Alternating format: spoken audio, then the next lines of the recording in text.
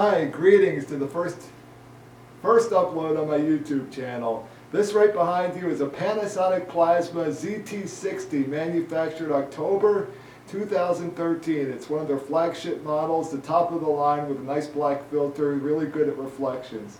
The purpose of this video is I'm about to purchase a 42-inch C2 LLED by LG just to compare to see how it is against this old technology. As you can see, I'm going to step off to the side. The ZT60 has been in use for 31,000 hours and it still produces an incredible picture with deep blacks, great colors. The only thing is every TV has its warts. For example, if you're watching the torture test for a plasma, which is hockey, predominantly white, when that goes white, there's a thing called ABL, Auto Brightness Limiter. When that kicks in, the screen contrast goes down considerably. The ZT60 has a very aggressive ABL system. You can see it when you're scrolling through the picture menus and you go above 35, nothing happens. You're watching a movie, you go all the way up to 100, you can see the picture getting brighter when you do that.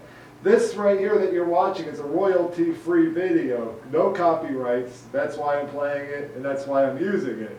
The thing is, like I said, every TV has its warts. OLEDs, I'm about to find out. I've never seen HDR in my life. That's what makes this study really interesting. I can't go to the store where everything's set on vivid. I risk catching COVID.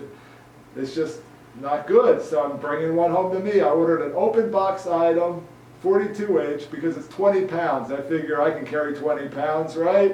And if I like it a lot, I'll return it and probably get a bigger one. If I don't like it, I'll return it. I really don't think I am going to like it because I really like this plasma TV. This plasma TV is one of the dimmest models that Panasonic made, but man, does it ever produce a beautiful picture.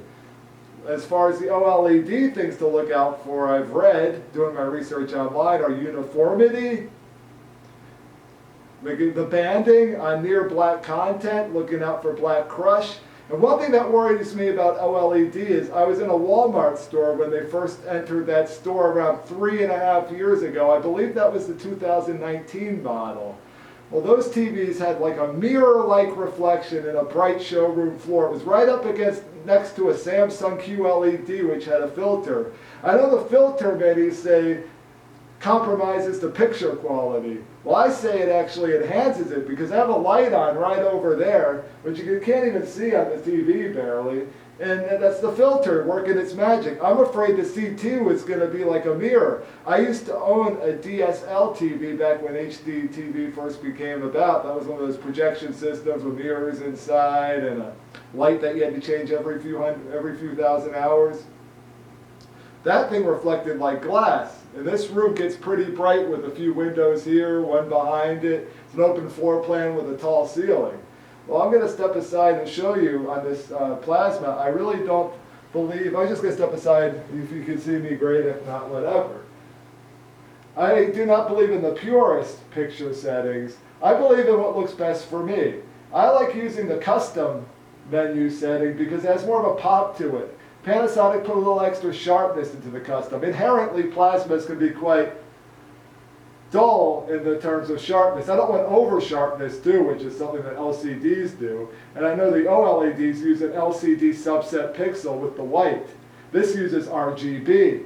And this is the effort of RGB. I wish OLED would create one that has the RGB plasma, the color setting. I know they did early on in when they had a 3D set early on in the OLED process. I waited for it to mature a little bit.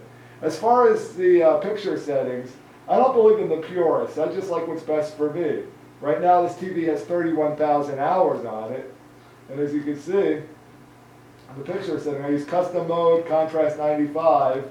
But here's where the settings, and I use a normal color temperature too, because I find warm to be too yellowish.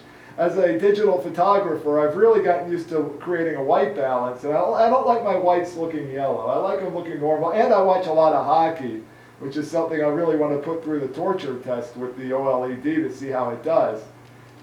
And as you can see on these settings, I have all of these off here. But here's the thing, under Pro settings, I use AGC, which is aggressive gain contrast, up to 3. A lot of people say to use it on 0, but I feel like there's a lot of black crush and the picture gets so dim on 0 that it takes away a lot of the pleasure of watching the TV to me.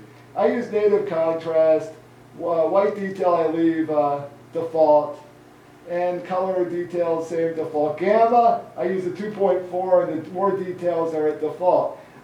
I am really interested to see how the OLED, which I'll park in the front of the plasma set, compares. I know OLED, also OLED, as some people call it, also has some motion. A lot of people say the motion's not as good as plasma. Well, we're going to find out together when the OLED set comes to me on Wednesday.